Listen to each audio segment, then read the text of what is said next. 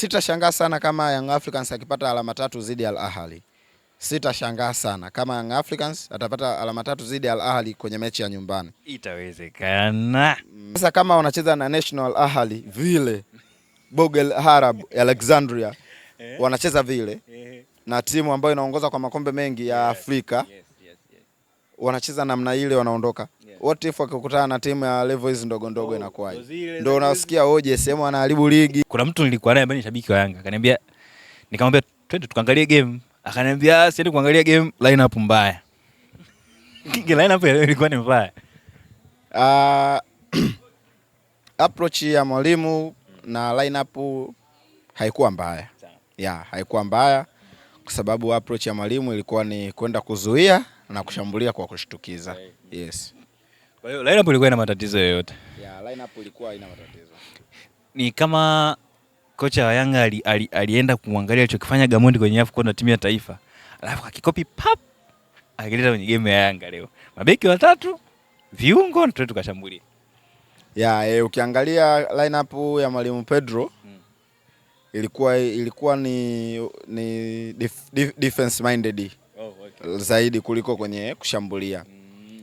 Ukiangalia kuanza kwa mabeki watatu wa katikati, ambao ni mabeki wazuri zaidi, timu ikiwa na mpira pia wakiwa hawana mpira, uwepo wa mafullbeki wawili Israeli Mwenda na Shadrack Kiboka inaonyesha ni jinsi gani ambavyo wakiwa wanashambuliwa wanakuwa very compact nyuma, kwa sababu wanarudi kwenye shape ya back 5. Inakuwa na 5 2 3 5-4-1. Wanaenda na 5-4-1. Mbele anabakia Depu kama Depu mwenyewe kazi lone striker.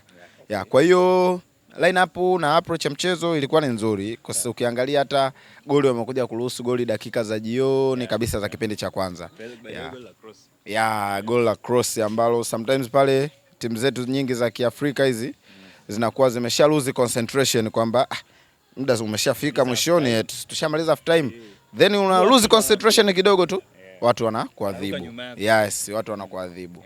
Ndio. Kwa hiyo kwenye lineup tuko vizuri. The way kocha alivyopanga kile kikosi kwa leo, amepanga kulingana na jinsi ambavyo approach yake ya mchezo ilikuwa inataka, na alikuwa sahihi kulingana na aina ya mchezo aliyoenda kucheza. Kulingana na aina ya mchezo uliokuwepo, approach ya mwalimu na kikosi alichoenda nacho vilikuwa sahihi zaidi ya 80%. Kwa nini nazungumzia hivyo? Kwa sababu uwepo wa Dickson Jobu, Bakari Mwamnyeto na Ibrahim Baka ilikuwa ni ametengeneza kufuli ambalo ni ngumu sana kulifungua. Ukizingatia una Shadrack Boka na Shadrack Boka na Israeli Patrick Mwenda. Boka ni mchezaji ambaye ni mzuri sana kwenye kuzuia pia naye kuliko kwenye kushambulia. Israeli Mwenda ana balance naye, akishambulia anaweza kukupa cross nzuri na kwenye kuzuia pia anakupa kitu. Kwa hiyo kilichokuwa kinaonekana pale ni kwamba wakati Young Africans wanashambulia, upande ambao ulikuwa unatumia zaidi ni upande wa Israel Patrick Mwenda, ambapo alikuwa na Alan Okello. Ndio upande ambao ulikuwa very comfortable akiwa na mpira mguuni. Na kiungo cha Duke Abuya, Max Nzengeri pamoja na Mohamed Damaro Kamara ni kiungo ambacho unaona kwanza wachezaji wote wana energy kubwa, wanakimbia distance kubwa, wazuri pia wakiwa na mpira mguuni, hawana papara. Kwa hiyo ulikuwa unaona approach ya mwalimu ni kwamba tutazuia kwa namba kubwa, then tukipata mpira tutashambulia kwa kasi kupitia mawinga wetu ambao ni mafullback, na pia uwepo wa Alan Okello na Depu juu, wakiamini kwamba mipira ikienda juu itaweza kukaa, then itaweza kukaa, then tutashambulia kwa kushtukiza, kwa kuangalia nafasi ambazo wameziacha wapinzani ambao muda mwingi watakuwa wamedominate mchezo. Kwa sababu unapanga game na Al Ahly, obvious unajua utaenda kudominate. Obvious. Unavochagua unavyoingia kwenye approach ya game unachagua vita zako na unachagua moments. Unapoenda kukutana na timu bora kama Al Ahly, timu bora barani Afrika, yani obvious utaenda kama second team uwanjani. Unakuwa mpole, unawaheshimu, unachagua moments. Wao watakuja utachagua moments. Ukiangalia Young Africans wamepata on target zaidi ya 4. Ni kwa nini? Waliamua ku set back, then wanashambulia kwa kushtukiza. Mapema Alan Okello alipata nafasi, alipiga shoot kevu.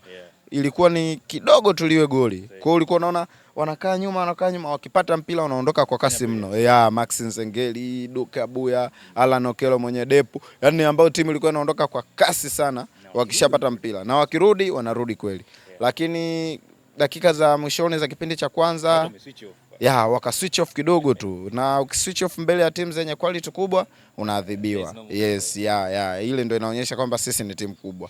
Wame switch off kidogo tu, kuna gap lilipatikana kwa Mohamed Hani kupiga cross. Yes, amekaa kama sekunde 5 bila kuwa pressed, kwa akapata nafasi ya kupiga cross, ikakutana na Mohamed Trezeguet. Tunajua quality ya Mohamed Trezeguet, ameshacheza timu kubwa barani Ulaya, amecheza Aston Villa, amecheza ligi kubwa Ulaya. Yes. Kwa hiyo ni mchezaji ambaye very very experienced player. Kwa hiyo kilichotokea ni Israel Patrick Mwenda alishindwa kujua Mohamed Trezeguet yuko wapi sasa hivi. Kwa sababu haiwezekani inapigwa cross then unayemkaba umuoni. Kwamba unaruka mtu yupo nyuma yako hujui anafanya nini. Yes. Kwa obviously Israel Patrick Mwenda anabidi ajitathmini sana kwa kile kitendo kisije kikajirudia kwenye mechi zinazofuata. Yes. Na pia ukiangalia kwa umakini pia Djigui Diarra ule mpira aliufikia na aliugusa. Sasa unashindwa kuelewa kwamba alikuwa anataka ucheze moja kwa moja au punch, lakini ilikuwa ni bora sana kama angeweza kupunch mpira kwa nguvu wakatoka upande wa pembeni. Kwa sababu ilikuwa karibu na post, ange punch utoke pembeni iwe hata kona, ila inaonekana alikuwa anajaribu kuumeza moja kwa moja, ndio maana wakamshinda. Yes. Speaking of that goal, kwa pale kuna vitu vile ambavyo natamani tuvisemee. Cha kwanza, niliwahi kumsikia kocha George Mbangile alisema hivi, mkiwa mna defend usiwahi kumruhusu striker akaenda kuataki mpira wa cross akiwa anaisoma jezi yako nyuma. Kitu cha kwanza hicho. Kitu cha pili alisema kwamba mkiwa mnashambulia, na hiyo ni that's my opinion. Hiyo ni ya kwanza. Ya pili ni idea yangu mwenyewe. Timu ilikuwa na mabeki 5, mafull baki 2 na masenta baki 3. Kwenye mpira kama ule, kwa nini unakuwa na mafull baki zaidi ya 2 na masenta, nani unakuwa na mabeki 5 wa kudefend jumla? Lakini inakuwaje mpaka inatokea moment kama ile, mpaka mtu anaanza kucheza mpira kwenye post ya nyuma na mpo mabeki 5? Jicho lako limeona nini pale? Kuanzia kwenye namna ambavyo alienda kuzuia ule mpira, amemruhusu mtu amtokea nyuma yake amkuja mcheza header. Lakini pia mpo 5, mnaruhusuje inatokea vile? Ni kwamba mnabweteka kwamba ataruka fulani au what is going on pale mpaka inakuwa vile? Ukiangalia pia uwepo wa mabeki hao 5, mabeki 3 wa katikati obvious ndio wanakuwa zaidi kwenye mstari, kwenye nafasi kubwa sana ya kucheza ile mipira kama ya cross, kwa sababu yes, especially ndani ya box. Sasa kilichotokea pale kwanza ni kimo cha Israel Patrick Mwenda. Nina hakika angekuwa na kimo kama cha Bakari Nondo Mwamnyeto au angekuwa Bakari Nondo Mwamnyeto, ule mpira angeweza kuucheza au angemsumbua hata kidogo, lakini kimo cha Israel Patrick Mwenda ameruka then akaukosa ule mpira kwa sababu hakumuona pia aliyekuwa nyuma yake, ndio maana ikawa rahisi kwa Mohamed Trezeguet kutia mpira kama. Lakini kama wangematch hata height kidogo, ingekuwa ni ngumu sana kwa Trezeguet kuweka mpira ule kambani kirahisi kiasi kile. Yes, ameruka free. Na kitu kingine ambacho kimekosewa pale na Israel Patrick Mwenda ni kumruhusu forward asome namba yake ya jezi. Yaani anaruka bila kujua name kaba yuko wapi. Obvious, angalau kidogo angekuwa ipo nyuma yake angeweza hata kumbugudhi kidogo, kumwekea ile pressure, kumnyima uhuru, asiucheze mpira ule akiwa yuko free. Yes. Kwa hiyo kiufupi pale mimi naamini kwamba Yanga defense ile wangeweza kufanya bora ya kile walichokifanya. Ilitakiwa afanye bora zaidi ya kile walichokifanya. Yes. Tuende kwenye eneo la kiungo la Young Africans. Kwa usajili ambao Yanga ameufanya, tumemwona Alan Okello akianza, tumemwona Mohamed Damaro akianza, lakini tumemwona na Depu, jina lake refu ile natamani niseme la nishinda. Tumeona wameanza wote 3 kwenye kama maingizo mapya kwenye timu. Mchango wao na walipopungua kwenye game ya leo.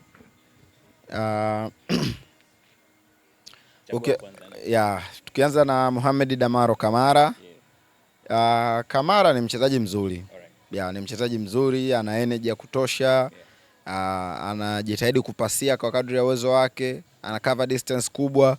Ulikuwa unaona hata wakati Yanga Afrika wanafanya pressing, wakati wakishatoka kwenye zone yao Al Ahly wakisogea juu kidogo, unaona Mohamed Damaro anaenda kuweka pressure kubwa sana kwa kiungo mshambuliaji wa Al Ahly. Ya, kwa sababu ana uwezo huo wa kufanya hiyo pressing. Kitu ambacho positive nimekiona leo kutoka kwa Mohamed Damaro Kamara ni uwezo wake wa kupress high, uwezo wake wa kucheza kwa nguvu na energy kubwa. Jambo ambalo lilikuwa linairahisishia defense ya Yanga kucheza kwa utulivu mkubwa, kwa sababu ilikuwa ni ngumu sana. Ukiangalia dakika zaidi ya 45 za kwanza ilikuwa ni ngumu mno kuifikia defense ya Young Africans kwa sababu ya uwepo wake na viungo wenzake wanaosaidiana nao pale chini. Alikuwa ni yeye na General Duke Abuya. Yes. Kwa hiyo ilikuwa ni walikuwa very compact, walikuwa wanafanya matendo yao kwa haraka na kwa usahihi, kwa kitu ambacho kilikuwa kinawasaidia backline ya Young Africans kuwa watulivu. Kitu pekee ambacho nimekiona kwa Damaro alipopungua kidogo niseme anakuwa off time sometimes. Kuna muda ana switch off kiasi kwamba anakuwa anachelewa kwenye matukio, na obviously ukichelewa kwenye matukio ndo inasababisha kufanya foul. Inakuwa inakusababishia kufanya foul. Kwa sababu ukiangalia anafanya foul nyingi sana. Ni mchezaji ambaye usipoenda mpira utabaki, wewe utaenda, au wewe utaenda mpira utabaki. Ni mchezaji ambaye hakubali kupitwa na vyote. Ni mchezaji ambaye anapiga sana viatu au munda tunaita. Kwa anapenda sana battles zile. Alikuwa na battle kubwa sana na Aliou Dieng. Kwa ni mchezaji ambaye anatakiwa apunguze sana zile unnecessary fouls. Anafanya sana foul ambazo ni za kadi. Kuna kipindi Young Africans walikuwa na Alidi Aucho. Alikuwa anacheza foul, lakini ukiangalia foul zake sio za kadi. Atafanya tu tactical foul, atakuvuta jezi kidogo, lakini tofauti kwa Damaro, yeye ni mchezaji ambaye foul zake zinamshawishi hata mwamuzi kutoa kadi. Tuliona hata kwenye Mapinduzi alipata red card. Leo tumeona amepata yellow card, na yellow card aliyoipata ikamsababishia sasa mwalimu alazimike kufanya sabu na kumuingiza na kumuingiza Mudathiri Yahya, na pale baada ya ile sabu tu ndio tukaanza kuona mafuriko. Kwa sababu Mudathiri Yahya sio kiungo ambaye atastick chini. Muda mwingi atacheza kama box to box, atasogea sana juu. Kwa hiyo baada ya kutoka tu Mohamed Damaro Kamara zikaanza kupita. Tunamwona Imam Ashul, Trezeguet wanabadilishana nafasi, Marwan Atia anacheza akiwa free, Aliou Dieng. Walikuwa wanacheza sana akiwa free kwa sababu mtu ambaye alikuwa anawasumbua, anawapa ile ugumu wa kupita eneo la katikati, alikuwa ameshatoka. Na alitoka kwa sababu ukiangalia ni ile yellow card aliyoipata. Mwalimu akaona sije nikariski, katokea yellow card ya pili. Tukacheza pungufu na bado kuna mechi nyingine. Twende kwa Alan Okello na Dep. Alan Okello ni tafsiri sahihi ya mchezaji mwenye kipaji na mchezaji ambaye ana uelewa mkubwa sana wa mpira wa miguu. Ukiangalia nchi kama Uganda ni nchi ambayo inazalisha wachezaji wengi sana vijana ambao wana talenti na pia wanaujua mpira kwa kusoma darasani. Kwa Alan Okello, ulikuwa ukiangalia tachi zake, ni mchezaji ambaye hana pressure kabisa na mpira mguuni. Atapewa mpira atapewa, atatulia, na fullback wa kushoto wa Al Ahly lazima amsikie. Akienda lazima atajiuliza, mtoto nani yule? Kuna muda ana receive mpira, hana pressure, anapasia pasi za ndani nzuri, anaweka hivi, anasubiri fullback wake apita, anamwekea, anapiga cross. Kwa hiyo ni mchezaji ambaye alikuwa free sana akiwa na mpira, hana maamuzi ya papara, na alijitahidi, amepiga kama shuti moja hivyo off target ile, ilikuwa ni bado kidogo tuliwe goli. Kwa hiyo ni mchezaji ambaye ana kipaji kikubwa sana. Kwa hiyo aendelee kupewa muda, kupewa na nafasi, atazidi kuonyesha vitu na atakuja kuisaidia timu. Alipopungua niseme kidogo ni nguvu kidogo kama imepungua hivi. Alikuwa akikutana na watu ambao wako aggressive kidogo, inakuwa inampa shida kwa sababu kidogo ya nguvu kidogo japo nguvu hazichezi, lakini akili nyingi, ila kidogo inabidi aongeze ile hali fulani ya aggressiveness. Dep leo unaweza kusema kuwa walimtenga. Kama walimtenga kabisa. Ukiangalia hata mfumo wa mwalimu wa kwenda na 4-5-1, wa kwenda na 5-4-1, ilikuwa kabisa Depo alikuwa amekuwa isolated. Alikuwa anatumika zaidi kuanza kupress juu kama Al Ahly wakianzia chini akiwa mwenyewe. Kwa hiyo alikuwa akianza kupress, atapress kulia, then atasogea labda Max Nzengeli na Duke Abuya wakibiti press kwa kutoka kwa goalkeeper labda kuja kwa kiungo mkabaji, then ata press upande wa pili. Kwa unakuta amepress kulia, amepress kushoto, mpira Al Ahly wameutupa, inakuja kurudi kwake tena, alishakimbia sana. Alishakimbia sana kulia, alishakimbia kushoto, anakuja kupata mpira akiwa kwenye hali ya uchovu, akiwa ameshachoka, then output yake inakuja kuwa haiwi ile ambayo inahitajika. Kwa hiyo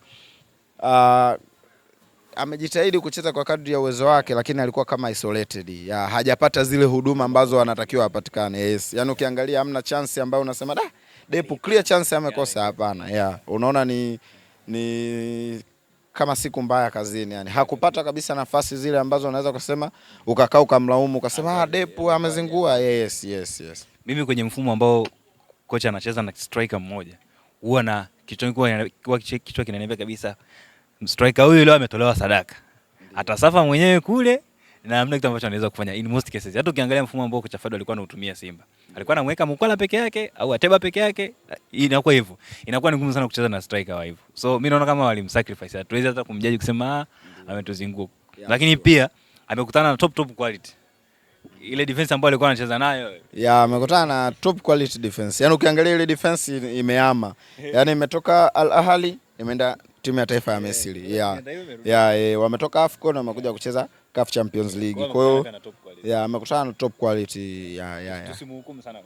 Yaani kama ukiwa ni mtu wa mpira huwezi kumhukumu Depo kwa mechi ya leo. Kuna mtu alisema hivi. Yanga wakipata pointi ugenini, hata pointi moja, waende wakapokelewa uwanja wa ndege pale. Kuna mtu alisema wakapokelewe. Waki alikuwa anaona kabisa uwezekano wa Yanga kwenda kupata pointi moja pale ni mgumu. Sasa yeye aliongea kama kihistoria zaidi, kwa sababu ukiangalia Young Africans walikuwa wanaenda kucheza na timu bora barani Afrika. Timu ambayo inaongoza kwa kuwa na vikombe vingi vya CAF Champions League.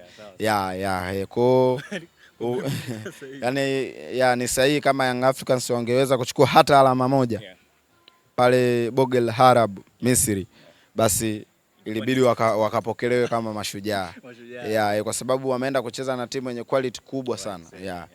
Kuanzia mlinda mlango Mustafa Shobel hadi kwenda kwa striker wao. Yani ni timu ambayo iko very balanced, timu wachezaji wana talent, wanajituma, wana kasi, wana nguvu, wana maarifa makubwa ya mpira.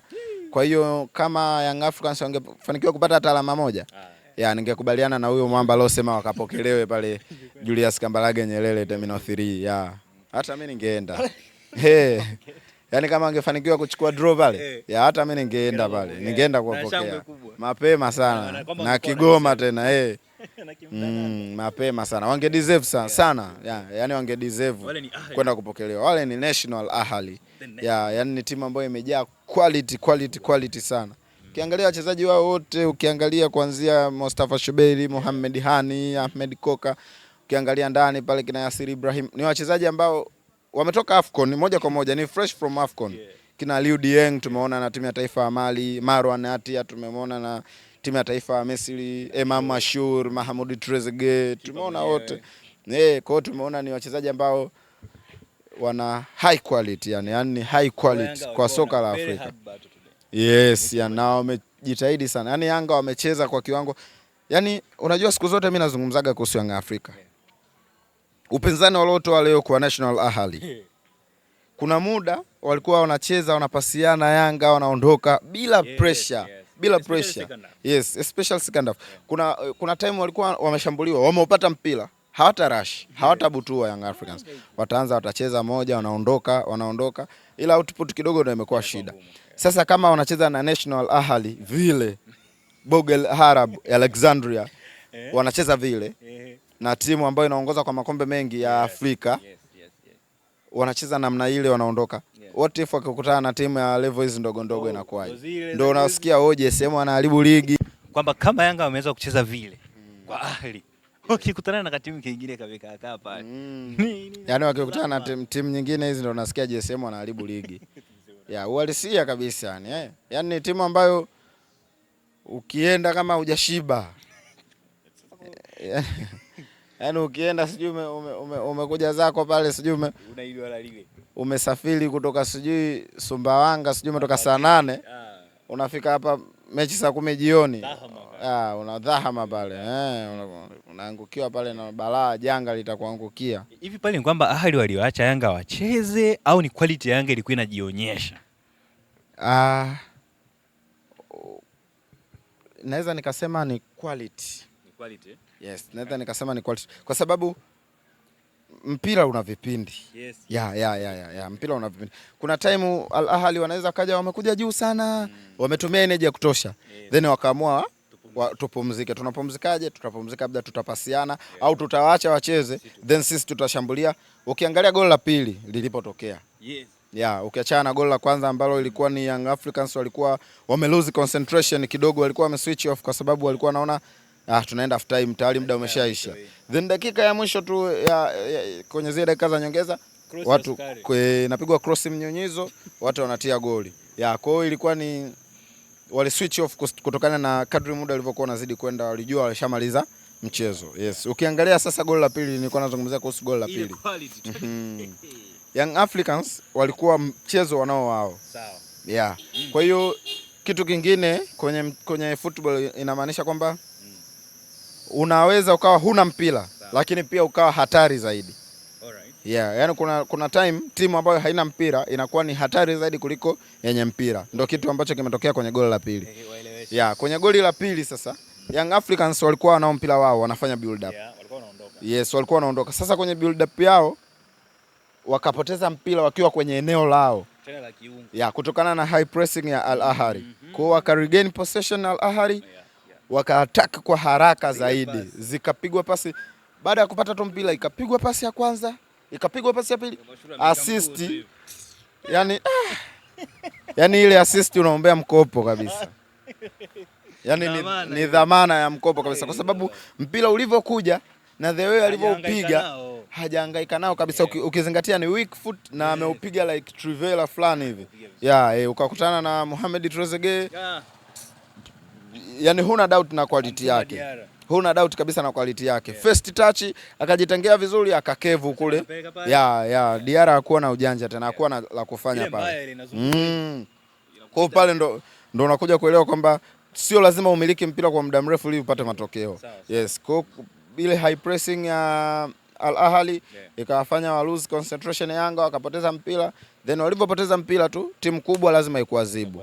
Itakuadhibu kutokana na makosa waliofanya. Kupoteza mpira kama vile kwa wana press. Maana yake lazima tu kwenye advantage mtakuwa wanayo wao. Watakuwa nayo kwa sababu nyinyi mnafanya build up. Mnatoka. Na akili zenu zinawaza kwenye kutoka. Kwa hiyo ukipoteza mpira watu wengi wanakuwa wame switch position, wanakuwa off position. Position zao zinakuwa wakati wanashambulia. Unakuta beki wa kulia amepanda juu kidogo, beki wa kushoto amesogea kwa sababu sisi ndo tunafanya ile build up. Kwa hiyo wachezaji wengi wanakuwa off position. Yes. Kwa hiyo kinachotokea ukikutana na timu yenye quality, watu wanatia mpira kambani, tukutane kwenye kibendera. Ndio. So Young Africans wameonyesha quality yao kwenye zile dakika ambazo tumeona wakicheza. Issue ni kwamba wamekutana na mkubwa zaidi yao. Kwa mchezo waliocheza Young Africans. Hivi walivyocheza, hivi. Wangekuwa wanacheza na timu ya daraja lao au timu nyingine za daraja la kati, Young Africans angeondoka na ushindi. Ila shida ni wamecheza na timu ambayo ni timu zoefu kwenye mashindano, ni timu ambayo inajua kuzicheza games za aina hizi. Ndio maana ikatokea wameluzi kwa goli 2-0. Tuwarudishe hapa. Yanga wanarudi Taifa. Wanakuja kucheza game yao Zanzibar pale. Ndio. Yanga wanakuja kutafuta nini? Watakuja kutafuta ushindi au tuachie game plan yao, lakini kwa namna unavyoona group lilivyokaa, Ahli tayari yuko pale juu. Ndio. Atafuata pale, watapishana kabili nani Yanga na Rabat watabishana pale. Yanga wakija kwenye game wanakuja kucheza nyumbani. Focus yao hasa inatakiwa iwe kwenye eneo gani? Kutafuta pointi 1, kutafuta pointi 3 au kufanyaje? Intensity game kwa sababu game wametoka kule watarudiana. Kwa hiyo mechi haitakuwa rahisi. mechi itakuwa ni ngumu mno. Lakini Young Africans wanabidi waende na high expectation. Waende wakiwa wanahitaji alama 3. Ikitokea wamekosa alama 3 basi wataangukia kwenye moja. Kwa sababu yule ni Ahly. Yes, kwa sababu yule ni Al Ahly. Kwa hiyo hata alama moja ambao kama wakiweza kuipata alama moja hata Zanzibar, wanatakiwa tu waipokee. Yes, lakini ukiangalia kwa siku za karibuni Young Africans akiwa anaenda ku approach mechi zake, unaona kabisa anaenda na passion na ule moyo wa kupambana. Kwa hiyo sitashangaa sana kama Young Africans akipata alama 3 zidi ya Al Ahly. Sitashangaa sana kama Young Africans atapata alama 3 zidi ya Al Ahly kwenye mechi ya nyumbani. Itawezekana. Yes, inawezekana kabisa.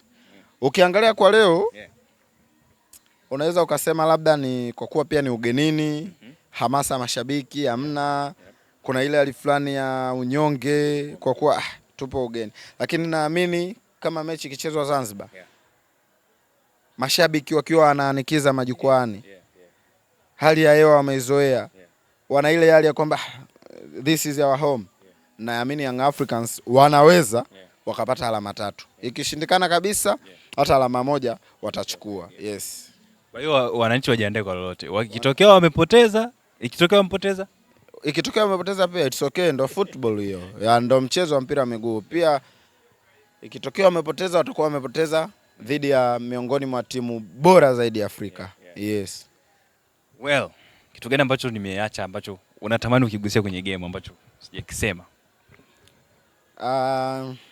Kitu pekee ambacho kwenye hizi mechi hasa ukiwa unaenda kucheza kwenye hizi mechi za Champions League ni nidhamu ya mchezo. Timu zetu zinakosa sana discipline ya mchezo kuanzia mwanzo mpaka mwisho wa mchezo. Ukiangalia dakika za mwanzo na dakika za mwisho kuelekea kila kipindi, timu zetu zinakuwa concentration inashuka kidogo. Ukiangalia kama leo Young Africans dakika zile za nyongeza za kipindi cha kwanza, concentration ilikuwa imepungua sana, wakafanikiwa wapinzani kupata goli, na dakika za mwisho pia ulikuwa unaona Al Ahly walikuwa wanakuja, walikuwa wanakaribia zaidi kupata magoli. Yes, na kitu kingine timu zetu hizi zina struggle sana kucheza mipira ya cross. Kitu ambacho wanabidi wao wanafanyia sana kazi. Yaani ukienda kucheza na timu kama Waarabu, ni wazuri sana wakiwa wanatumia hizi set play na crosses. Kwa hiyo inabidi tujitathmini sana kwenye kuzuia hizo, kudefend hizo set pieces na crosses ambazo zinakuja kwenye lango letu. Hawapigi nyingi, lakini wakipiga 2-3 lazima uteseke. Yes, hawapigi nyingi, lakini kipigwa tu hivi unashangaa lazima hiyo ilete madhara. Yes. Kuna kitu kimoja hapo tumuongelee Djigui Diarra kwenye ile goli. Ile quality ambayo Diarra ameonyesha pale, ndio quality yake tuliyomzoea nayo, au unaona kama leo amekuangusha pale Diarra kwenye ile goli? Kwenye goli la kwanza tuseme ukweli, yule sio Diarra ambaye tunamjua. Kwenye lile goli la kwanza obviously yani alibidi afanye zaidi, na tunamjua anaweza kufanya zaidi. Yes, kwa ile ni kama mistake tu imetokea na ilikuwa ni kama siku mbaya kazini. Yes, Diarra tunamjua. Kila mtu anajua kwa quality ya Djigui Diarra itakuwa ni ngumu sana kumtetea kwenye lile goli. Yaani alikuwa anaweza kufanya zaidi ya alichokifanya kwa sababu quality yake tunaijua. Yes, alikuwa anaweza kufanya zaidi alichokifanya. Alikuwa na uwezo kupatch mpira kwa nguvu pembeni kawa hata kona. Yes. Kwa sababu mwenda amekosea. Yes. Alitakiwa amsahihishe, alikuwa nini? Alitakiwa yeye ndo amsahihishe makosa ya mwenda, lakini naye pia ikaonekana kama hakufika kwenye eneo kwa wakati. Kwa hiyo mpira ukamshinda. Anahukumiwa pale. Anyway, sawa lakini. I think that is it kwenye game ya Yanga. Mambo yatasio mengi. Labda tuongelee sababu ya Damaro. Nikie. Sawa. Haitakuwa fair. Huyo ndugu yetu lazima tumwangalie. Wenzetu. Haitakuwa fair kama tutacha kuongelea sababu ya Damaro na jinsi ilivyobadilisha mchezo. Tunaamini tulikuwa tumeisifia defense line ambao walikuwa wanacheza Luke Abuya Generali na Mohamed Damaro wakiwa wawili. Sababu yake na yake ilizosababisha kwenye ile, kwa sababu baada ile sababu tumeona yake nyingi zitokea sana na walikuwa wakiinvest sababu mbili. Sababu ya fullback wa kulia kwenye kipindi cha pili. Ndio. ilisababisha ili wakainvest kule. Pasi zilikuwa zinapitia kule kule. Nafasi alizopata Trezeguet, Imamu Ashura walikuwa wanapitia pale pale. Yes. Ya, kwa sababu mbili, tuanzie na sababu ya Damaro alafu tumalizie na sababu ya fullback. Sababu ya Damaro Kamara imebadilisha mchezo kwa kiasi kikubwa sana, kwa sababu tunajua uwezo mkubwa wa Damaro Kamara kukaba. Yes. Uwezo wake ni mkubwa sana kwenye kukaba na kufika miguuni. Ya, kitu ambacho Mudathir Yahya atakupa hiyo energy, lakini sio mtu ambaye ana discipline ya kukaa kwenye eneo lake kwa usahihi. Ni mchezaji ambaye atakupa ile mikimbio ya box to box, ya atakimbia like a third man runner zaidi kuliko kukupa ile defensive awareness kama ambavyo atakupa Damaro. Ya, kwa hiyo kutoka kwa Damaro kukaa kumewapa nafasi Al Ahly kutamba eneo la katikati. Kwa sababu gani? Kwa sababu pale chini kuna kosekana mtu ambaye atastiki, ambaye atatulia kwenye eneo lake na kuja kusaidia kuzuia kuilinda defense yao. Kwa hiyo kutoka kwa Damaro Kamara kukawafanya Al Ahly wawe free sana. Yaani tumeona Imamu Ashura amecheza sana. Tunamwona Marwan Ati amerelax mno. Aliou Dieng alirelax sana baada ya kutoka kwa Damaro. Kwa hiyo tunaweza tukasema kwamba sababu ya Damaro Kamara iliwapa uhai zaidi kiungo cha Al Ahly na akawa wanakuja tu. Tukawa tunaona mafuriko kila baada ya muda inakuja. Kuna goli moja amekosa yule striker yule Mserbia yule. Yaani mpira umetoka katikati wamepasiana, ni very clear chance. Ya, alijaribu kufanya manjonjo pale mpira akaukosa. Lakini angeamua tu kupiga kawaida ilikuwa ni goli. Ya, ilikuwa ni goli kabisa. Ya, possibilities za kuwa goli ilikuwa ni kubwa mno. Yes, kwa hiyo tuliona baada ya kutoka kwa Israel Patrick Mwenda wakainvest huku kwa kuwa anajua Dickson Job sio natural fullback. Kwa hiyo ata struggle kwenda juu na kurudi, kushuka na kurudi. Kwa hiyo akaamua awekeze huku na pale katikati kwa Damaro Kamara. Yes. Gapi kama zimeishia kwenye mwili wa nani? Alikuwa Bakari Mwamnyeto. Yes, superb kabisa captain. Yes, yani kwenye XG zinahesabika. Kwa pale credit tunazipeleka kwa Mwamnyeto kwa sababu tangu atoke AFCON ni Mwamnyeto. Amecheza game poa sana. Mwamnyeto ni beki mzuri sana. Basi tu sometimes watu wakisha kuchoka, ukiwa kwenye piki muda mrefu watu tu wanaamua kukuchoka. Ni beki mzuri sana. Amecheza vizuri sana kapteni. Yes. Kuanzia kwenye game za huku, kuanzia kwenye AFCON, Mapinduzi, amekuja kwenye ligi. Yes. Anapata clean sheet tu. Ni mchezaji ambaye ni mchezaji mzuri.